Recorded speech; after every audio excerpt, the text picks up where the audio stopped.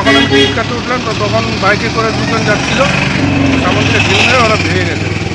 পাথর ঢিল মারে? আর পাথর ঢিল মেরে। গাড়িতে কতজন ছিল? গাড়িতে মোটামুটি ছিল 50 জনের মতন ছিল। কোনো আহত হয়েছে কি? আহত একজন প্যাসেঞ্জারের কানে লেগেছে। আপনার আমার ড্রাইভারের হাতে লেগেছে, একটু চোখে লেগেছে। কোন রুটে যাচ্ছিলেন তোমরা? দিনহাটা রুটে যাচ্ছিলাম। কোথায় হয়েছে ঘটনাটা? এই মরাপাড়া চৌকুটিটা বার করে দিনহাটার দিকে যখন যাচ্ছিলাম তার আগেই হয়েছে। তো গাড়ি যেভাবে আসছিল ভালোই আস্তে আস্তেই আসছিল, তো হঠাৎ করে আচমকাই একটা আওয়াজ এলো, সঙ্গে সঙ্গে আমি তো বুঝতেই পারিনি যে কাঁচ ভেঙে গেল। আমার কানের সপাটে এসে বিকট একটা ধাক্কা লাগলো, সেইটার ইয়েতেই মনে হলো যে আমার মনে হয় কানে এক পাশে কোনো কিছু ইনজুর হয়ে গেল। সঙ্গে সঙ্গে হাত দিয়ে দিকে রক্ত বেরোচ্ছে।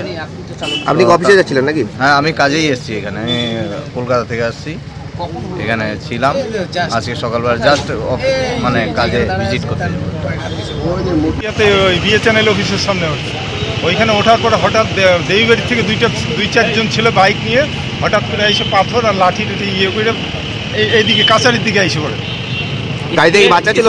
বাচ্চা ছিল, তাদের তো প্রথম বাচ্চা তো সেই রকম এফেক্ট হয় নাই বা গ্লাসও ভাঙে নাই, প্রথম বাচ্চা কেবল উঠছে। তারপরে বাচ্চাটা কিভাবে স্কুল গেল?